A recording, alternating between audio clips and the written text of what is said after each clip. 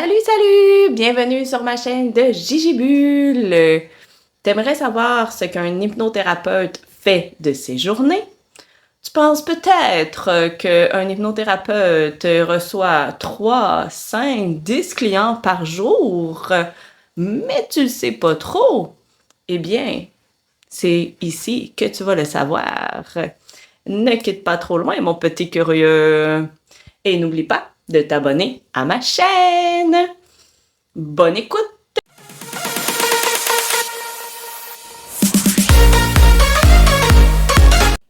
En hypnose, est-ce que c'est toi en fait qui fais ton horaire? Personne qui fait son horaire. Il y en a qu'en hypnose vont faire ça comme un travail à temps partiel parce qu'ils ont un autre travail. Ils vont commencer comme ça. Alors les gens vont recevoir des clients la fin de semaine, comme le vendredi soir, le samedi, peut-être le dimanche. Tandis que moi, ben, quand mon vendredi se termine, c'est terminé. Là, la fin de semaine, je reçois jamais de clients. Je fais mon horaire. Tu sais, comme moi, je commence à 10 heures parce que je finis quand même assez tard pour recevoir les gens après leur journée de travail. Alors, c'est un choix. Je pourrais commencer à 9 heures, mais C'est toi qui fais ton horaire. c'est moi qui fais mon horaire. Ouais. OK. Le côté administratif. Là, tu as des formations aussi à faire. Tu as une partie avec les clients aussi que tu mets du temps. Mais côté administratif, il doit y avoir un temps parce que tu es entrepreneur dans un sens. Fait qu'il faut que tu aies ta comptabilité, il faut que tu fasses ce temps-là. Est-ce que ça te demande énormément? À peu près Non, combien de temps là, non, par ça me pas tant que demande pas ça. beaucoup parce que je suis bien organisée.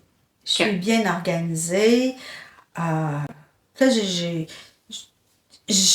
suis organisée avec un fichier Excel à chaque mois, évidemment.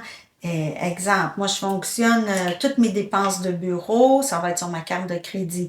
Donc, c'est facile à la fin du mois d'accrocher les factures à ça, puis de savoir c'est quoi au niveau bureau, qu'est-ce que ça m'a coûté en formation, etc. Ensuite, au niveau des gains aussi. Donc, c'est bien structuré, ce qui fait qu'à la fin de l'année, quand c'est le temps de faire les rapports d'impôts, j'ai déjà pas mal structuré mes affaires. Puis, à chaque semaine, ben, j'entre mes données. Puis, tu sais, des fois, je peux, si j'ai un espace-temps entre des clients, ben, je peux aller faire ça aussi, là. Il y a des rencontres qui vont prendre 1 heure. Si j'avais prévu 2 heures et demie, ben, il me reste 1 heure et demie. Je vais aller faire ma comptabilité, je vais aller poursuivre une formation en ligne. Donc, je commence à 10 heures le matin, puis je finis à 8h30, 9. Là-dedans, c'est tout consacré à l'hypnose, mais pas nécessairement à avoir des clients en face de moi. Ça comprend toutes les tâches administratives et ce que je veux bien aller chercher comme formation. Est-ce que tes journées là, en hypnothérapie, une journée à l'autre, c'est toi, ton ressenti que tu vas y aller comme ça, puis c'est au moment même? Ou, tu sais, des fois, moi, dans ma job, ben, ça va être, ben, je vais le faire tout le temps de la même façon. Fait qu'est-ce que des fois, toi, ça peut se retrouver d'être tout le temps de la même façon? Ou non, là, c'est une journée, puis l'autre, demain, ça va être différent, là, complètement. C'est jamais de la même façon. Jamais. Non. Puis, c'est ça qui fait que depuis que je suis hypnothérapeute, là, je trouve l'être humain, mais c'est une machine extraordinaire. C'est incroyable tout le potentiel intérieur de chaque être humain. Puis, moi, de constater tous les gens que j'ai vus, comment est-ce qu'il n'y a pas personne qui est pareil comme un autre, même après avoir vécu quelque chose qui est très, très, très similaire, la personne ne le vit pas pareil. Et dans des séances d'hypnothérapie, il n'y a personne qui vit de la même façon non plus. Alors, toutes ces variétés chez l'être humain, je trouve ça extraordinaire. Avec les milliards de personnes qu'il y a sur la Terre, mais je me dis, c'est incroyable.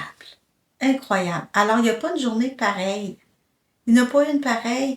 Puis, quand j'ouvre le dossier d'une personne, que je relis mes notes, que je me remémore son visage, son énergie, un peu ce qu'elle m'a dit, c'est là que le fil conducteur de l'intuition monte. Alors, avant de recevoir quelqu'un, je regarde ça et là, il montre quelque chose en moi. Et souvent, quand la personne arrive, je suis en lien avec où est-ce qu'elle est rendue. Mais ça, c'est possible que, bon, mettons, on est à la 3e rencontre. Depuis, il y a eu première, deuxième, là, on arrive à la 3e et c'est arrivé un grand changement. Alors, quand la personne me parle, oups, là, il me montre quelque chose. Puis des fois, j'ai besoin d'une petite pause. Là, je vais faire, OK. Juste monter en moi ce qui a monté, qui pourrait lui être bénéfique. C'est la façon dont je travaille qui fait que je me connecte à l'individu. Combien à peu près de clients que tu peux recevoir dans une journée, là? Ta journée typique, là, à peu près combien de clients que tu peux recevoir? Personnellement, mon maximum à date que je reçois, c'est 4 clients. Parce que je donne du temps. Je suis pas chronométrée. Moi, j'ai pas un client. Après 1 heure, bonjour. C'est pas ma méthode de travail.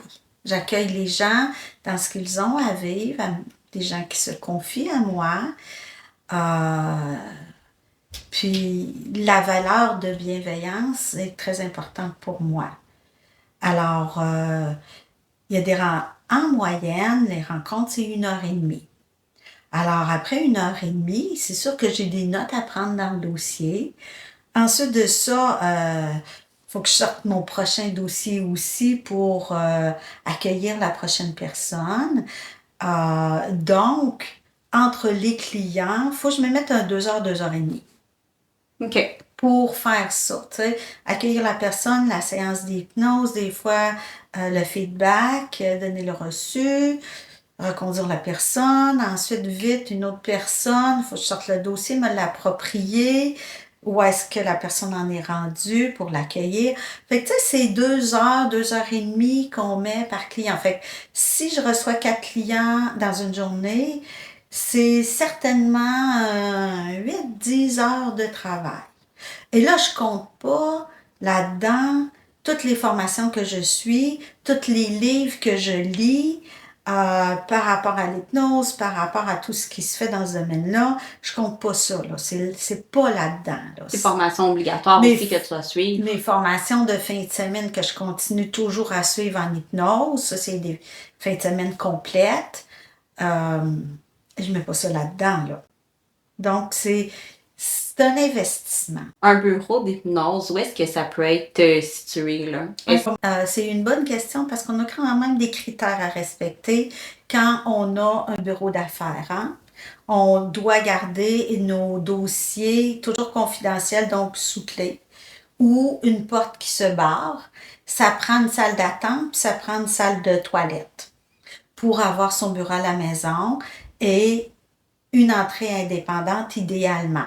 Il y en a qui ont une entrée qui amène directement au sous-sol, qui vont mettre un petit paravent pour couper de leur résidence privée.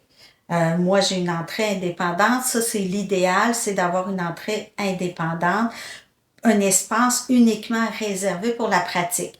Maintenant, ça peut être dans une clinique santé, c'est un bon endroit. Évidemment, la personne va rechercher un bureau où est-ce qu'il y a d'autres professionnels qui exercent quelque chose qui est tranquille. Par exemple, on veut pas qu'ils se donnent des cours de Zumba à côté de son local parce qu'on sait que ce sera pas le fun pour les clients. Donc, on recherche un endroit qui est calme, qui est tranquille, idéalement qui a le moins de bruit possible. C'est possible de faire des séances d'hypnose même s'il y a du bruit, mais autant pour le client que pour l'hypnothérapeute, on recherche le calme.